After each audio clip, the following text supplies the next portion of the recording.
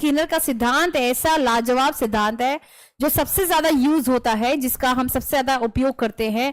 इसके सिद्धांत में बहुत सारी बातें हैं। इनके सिद्धांत में ऐसी ऐसी चीजें हैं जो आपको नहीं पता चलेगी, जैसे बिहेवियर मॉडिफिकेशन के ऊपर ये बात करते हैं, परिणामों के आधार पर बात करते हैं। देखिए, इन्होंने एक दो प्रयोग नहीं करे हैं, इन्होंने बहुत सारे प्रयोग करे हैं, लेकिन बात यह है कि पता सिर्फ दो का ही है। तो आज हम क्या करेंगे, आज हम पूरे के पूरे स्किनर का सिद्धांत समझेंगे। स्किनर के सिद्धांत को और किस किस नाम से जाना जाता है, इनके सिद्धांत में पुनर्बलन के ऊपर क्या क्या बातें हुई हैं, सजा के ऊपर क्या क्या बातें हुई हैं, किस तरीके से हमें पुनर्बलन देना चाहिए, यानी कि टाइप्स ऑफ रीइंफोर्समेंट के बारे में बात करेंगे। और बिल्कुल मतलब ये समझ लो कि बिल्कुल आधारित रूप से बात करनी है। स्कूल में, रियल लाइफ की जिंदगी में, आसपास हम किस तरीके से इनके सिद्धांत को जीते हैं, इनके सिद्धांत को हम इस्तेमाल कर रहे हैं हम इस्तेमाल, है ना। आप में से बहुत सारे बच्चे ऐसे होंगे जो पहले से पढ़ रहे होंगे, बहुत सारे बच्चे ऐसे होंगे जिनका पैशन होगा, कोई गोल होगा। माँ बाप कहते इससे क्या होगा, माँ बाप कहते नाचने से क्या होगा, माँ बाप कहते गाने से क्या होगा। मजा आता है, बस मजा आता है। तो वही सिद्धांत है। क्यों मजा आता है, कारण क्या है, आप यहाँ पर प्रतिक्रिया देते जा रहे हो, यानी कि आप यहाँ पर बहुत सक्रिय हो। पावलोव के सिद्धांत से कहीं कहीं कहीं अधिक सक्रिय कौन थे, स्किनर साहब थे, ये ध्यान रखना। जब हम स्किनर की बात करते हैं, इनका पूरा नाम क्या है, ब्रूस फ्रेडरिक स्किनर, यानी कि B.F. स्किनर। क्या कहते हैं इनको, इनके पूरा नाम क्या है, पहले तो ये याद रखिए, B.F. स्किनर इनका पूरा नाम। इनके सिद्धांत को हम बहुत सारे नामों से जानते हैं। इनके सिद्धांत को हम किस नाम से जानते हैं, क्रिया प्रसूत। देखो, नाम में ही क्रिया प्रसूत है। क्रिया प्रसूत का मतलब क्या है, क्रिया पहले होगी, फिर बाद में क्या होगा, बाद में उद्दीपक मिलेगा। पहले हम अपनी लगन से, मगन से जो है वे कार्य करेंगे, और फिर बाद में टीचर ने देखा, वाह कितनी बढ़िया पेंटिंग बनाती है, कितने बड़े कार्टून बनाती, कितना बढ़िया कार्टूनिस्ट बनाती है ये, तो बाद में ये बनाते हैं ये, तो बाद में जो है प्रशंसा होती है। तो ये ध्यान रखना, पहले आपने क्या करा, पहले आपने प्रतिक्रिया दी, पहले आप क्या कर रहे हो, पहले आप लगन से उस कार्य को कर रहे हो, और बाद में उसे पहचाना जाता है, बाद में उसे स्वीकारा जाता है, बाद में उसकी प्रशंसा की जाती है। वाह कितना अच्छा गाते हैं। अरे गाने से पहले इनका खुद जो है, इन्होंने कितना प्रयास किया है, इन्होंने कितना जो है मतलब ये पैशन रहा है, कितनी बार प्रतिक्रिया दी है, बार बार सुबह सुबह उठ के जो है इनका गाने का मन करता था, ये गाते थे, और फिर बाद में आज ये हाईलाइट हो रहे हैं। कारण यही है क्योंकि प्रतिक्रिया पहले हुई, बाद में उद्दीपक मिला, बाद में पुनर्बलन मिला, ये ध्यान रखना। तो जब भी हम इनके सिद्धांत को देखेंगे, ये सिद्धांत हमेशा से ही कहता आया है कि एक बच्चा क्या रहता है, एक्टिव रहता है, सक्रिय रहता है, और उसके बाद में यदि उसे पुनर्बलन मिलता है तो एक वजह मिल जाती है कि वह उसी प्रकार से फिर बार बार परिणाम करता है, बार बार प्रभाव करता है, बार बार व्यवहार करता है। ध्यान रखना, एक छोटा सा बच्चा, उसको मन कर रहा था लिखने का, उसको मन कर रहा था कॉपी भरने का, और जब टीचर ने देखा, अरे वाह क्या सारी की सारी चीजें जो मैंने अभी बताई नहीं थी वह भी लिख दी, तो फिर बाद में प्रशंसा होती है। फिर यह व्यवहार बार बार दोहराएगा इसलिए क्योंकि अब जो है उसे पता है कि इस कार्य को करने से क्या परिणाम होगा, इस काम को मैं करूंगा, अगर इसको अगर मैं करूंगा तो मुझे पता है कि प्रशंसा मिलेगी, मुझे पता है कि अच्छा ही परिणाम होगा। तो ये हमेशा बात करते हैं किसके ऊपर, क्रिया करने के ऊपर, इसलिए क्रिया प्रसूत है। ये हमेशा बात करते हैं किसके ऊपर, परिणामों के ऊपर, यानी कि परिणाम के आधार पर ही हम सीखते हैं। अब आपको पता है कि मैं पेपर की तैयारी इसलिए कर रही हूं या कर रहा हूं, यूपी टेट की या LT ग्रेड की, जो भी है, इसलिए क्योंकि परिणाम अच्छा होगा। परिणाम अच्छा होगा मतलब जॉब लगेगी, परिणाम अच्छा होगा नौकरी आएगी, परिणाम अच्छा होगा शादी होगी, है ये कहीं ना कहीं बात है ना। तो ये परिणाम की वजह से जो है कहते हैं कि हम व्यवहार करते हैं। तो कॉन्सिक्वेंसेज ऑफ द बिहेवियर, याद रखना ये शब्द, कॉन्सिक्वेंसेज ऑफ द बिहेवियर, ये टर्म बहुत यूज होते हैं इनके सिद्धांत में, कि परिणामों की वजह से क्या करते हैं, व्यवहार करते हैं। हमें पता है कि अगर मैं मेहनत करूंगी तो उसके परिणाम अच्छे ही होंगे, तो परिणाम देखकर हम क्या करते हैं, हम मेहनत कर रहे हैं, ये ध्यान रखना।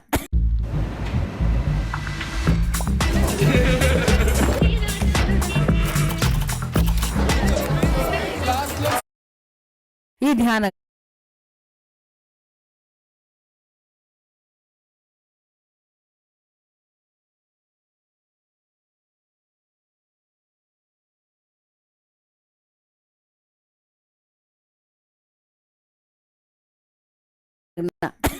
तो का जो सिद्धांत है, जो असली व्यवहारवादी थे वह यही थे, समझिएगा। तो ये ध्यान रखिएगा, इनके सिद्धांत को हम इंस्ट्रूमेंटल लर्निंग भी कहते हैं, साधनात्मक, साधन से जुड़ा। अभी साधनात्मक क्या होता है? प्रशंसा या फिर रुपया पैसा। आप सोचो कि आप इसलिए जो है काम कर रहे हो, आपको पता है कि मेरी सैलरी 1 तारीख को अकाउंट में आ जाएगी, साधन है ये भी। तो ये चूहा इसलिए व्यवहार करो, उसे पता है कि अगर मैं इस तरीके से लीवर प्रेस करूंगा, बटन प्रेस करूंगा, तो साधन के रूप में मुझे क्या मिलेगा? मक्खी के दाने मिलेंगे। तो मक्खी का दाना एक प्रकार का क्या हो गया? साधन हो गया। तो ये ध्यान रखिएगा, ये साधनात्मक क्या कहा जाता है? इसे अनुबंधन का सिद्धांत भी कहा जाता है, इंस्ट्रूमेंटल लर्निंग भी इसे कही जाती है। ये याद रखना है कि कौन कौन से नाम से जाना जाता है। अगर मैं आपसे कहूं शास्त्रीय अनुबंधन का सिद्धांत किसने दिया, तो आप क्या कहेंगे? स्किनर कहोगे, पैवलोव कहोगे? P for Pavlov, S for Skinner. बताओ भाई, SPPS ये चलेगा। बताओ भाई, शास्त्रीय अनुबंधन का सिद्धांत किसने दिया? क्लासिकल कंडीशनिंग थ्योरी किसने दी है? अगर इस तरीके से प्रश्न में आ जाए तो आप क्या कहेंगे? शास्त्रीय अनुबंधन का सिद्धांत किसने दिया है? जल्दी से बताओ। ये सारी बातें इंपॉर्टेंट है, ये सबकी सारी चीजें जो है इंपॉर्टेंट है। तो आप क्या कहोगे? पहले तो ये दिमाग में डाल लो कि शास्त्रीय अनुबंधन का सिद्धांत हमेशा ये कहता है कि बच्चा पहले उद्दीपक की लिए देख रहा होता है, वो बैठा रहेगा जब तक कि उसे उद्दीपक ना मिल जाए। जब तक कि टीचर पढ़ाने नहीं आएगी तब तक वह रिस्पॉन्स नहीं करेगा, जब तक माँ कहेगी नहीं पढ़ ले तब तक बच्चा पढ़ेगा नहीं। तो इसका मतलब क्या है? जब भी हम शास्त्रीय अनुबंधन सिद्धांत की बात करते हैं, क्लासिकल कंडीशनिंग की बात करते हैं, तो आर्टिफिशियल एनवायरनमेंट, आर्टिफिशियल वातावरण में क्रिएट करना पड़ेगा, तब जाके बच्चा सीखेगा। तो ये बात करते हैं पैवलोव, ध्यान रखिएगा। कौन बात करते हैं? पैवलोव, P फॉर पैवलोव। ठीक है, क्लियर है बात? Very good. अगर आपसे पूछा जाए कि क्रिया प्रसूत अनुबंधन का सिद्धांत कौन दिए हैं? क्रिया प्रसूत की, क्रिया करो पहले, कर्म करो, फल की चिंता बाद में कर लीजिएगा। मेहनत कर लीजिए थोड़ी सी, आप भी कह रही हूं, आपको भी कह रही हूं। तो मेहनत कर लीजिए, क्रिया कर लीजिए, फल की चिंता बाद में करिएगा। तो कहने का मतलब फल मतलब परिणाम, और कर्म मतलब क्रिया। तो क्रिया पहले करिए फिर परिणाम मिलेगा। क्रिया पहले करिए, परिणाम फिर मिलेगा।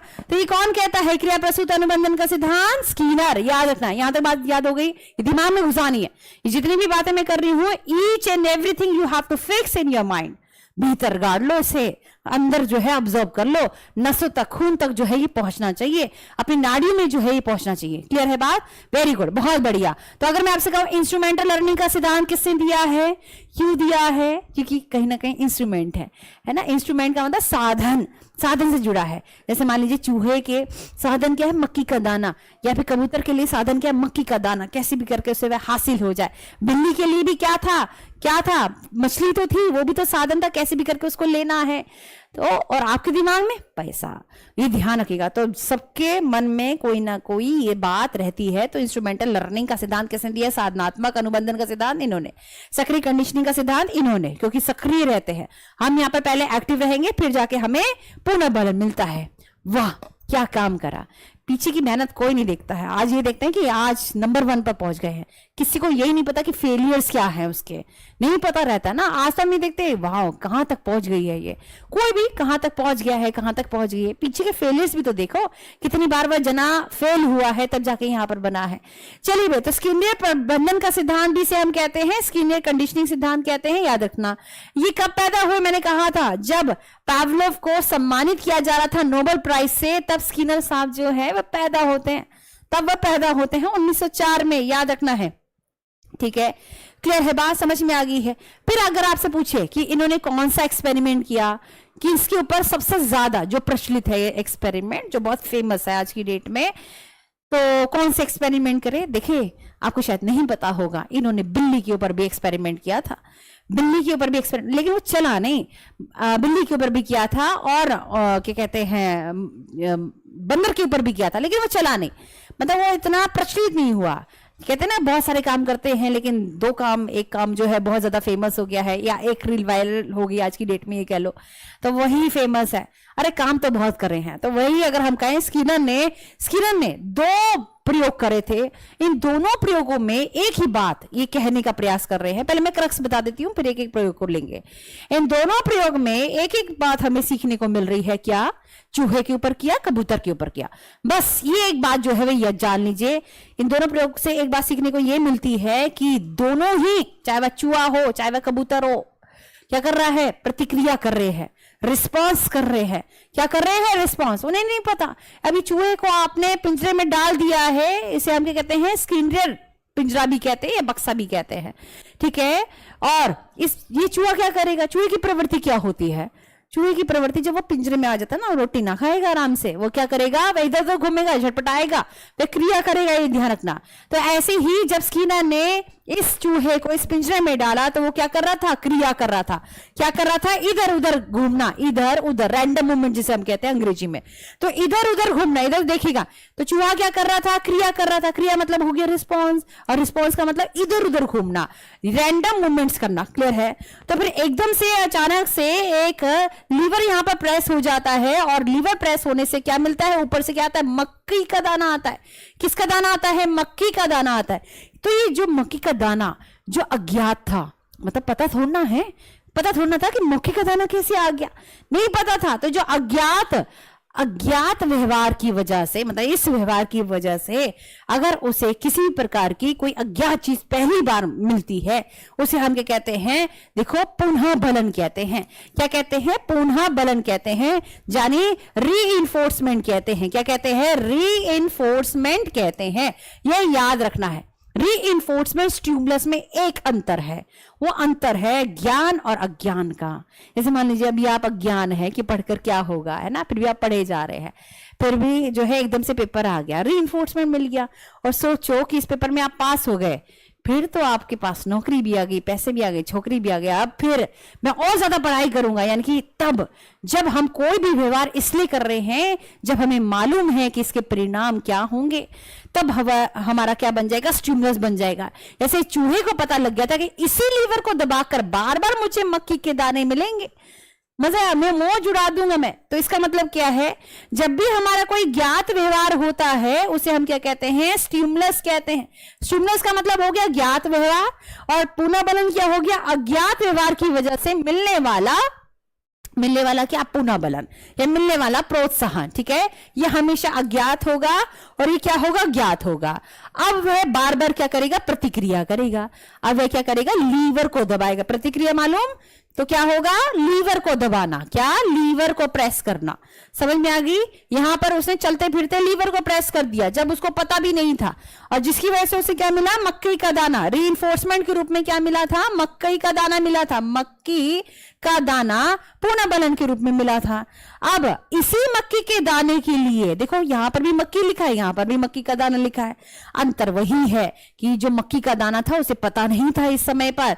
तो जब भी अज्ञात व्यवहार अगर हम कर रहे हैं, अज्ञात व्यवहार की वजह से परिणाम निकल रहे हैं, उसे हम रीइंफोर्समेंट कहते हैं। लेकिन जब चीजें हमें मालूम हो जाती है, ऐसे आपकी जिंदगी में भी ऐसा होता है, आप बहुत मेहनत कर रहे हो, आपको पता ही नहीं है कि बस आप मेहनत करी जा रहे हो, किस डायरेक्शन में जाना है, किस दिशा जाना है, नहीं पता होता, लेकिन सामने वाले ने आपको परखा, आपको सराहाया, वाह कितना बढ़िया जो है तुम काम करते हो, कितनी बढ़िया तुम आर्टिस्ट हो, तुम्हें तो जो है पुरस्कार मिलने चाहिए, उपहार मिलने चाहिए।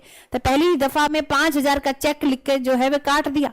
तो अब तुम्हें समझ में आ गया कि ये जो मेरा काम है, ये जो मेरी कला है, इसका बहुत बड़ा मोल है। तो अब तुम पीछे पड़ जाते हो उसके लिए। तो ये ध्यान रखिएगा। समझ में आया कि रिस्पांस क्या होता है, रीइंफोर्समेंट क्या होता है, स्टिमुलस क्या होता है, फिर हम रिस्पांस करते हैं दोबारा से, फिर प्रतिक्रिया करते हैं। तो इन पूरे सिनेरियो में, इस पूरे पिंजरे में क्या किया जा रहा है? चूहे के साथ उल्टा पुल्टी करी जा रही है, चूहे को देखा जा रहा है। अच्छा, एक और बात है, नीचे देख रहे हो आप, यहां पर नीचे सारी चीजें देख रहे हो, ये क्या है? यह है करंट।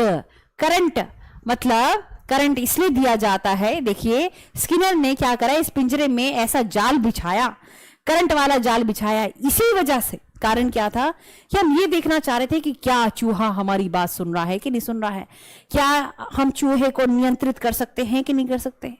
आप जैसे सोचते हो क्या हम बच्चों को नियंत्रित कर सकते हैं कि नहीं कर सकते। तो वही बात है कि स्किनर ने भी क्या किया, स्किनर ने ये जाल इसलिए बिछाया ताकि वह देखना चाह रहा था कि जो व्यवहार हम इस चूहे से चाहते हैं, क्या वही व्यवहार चूहा करेगा या नहीं करेगा।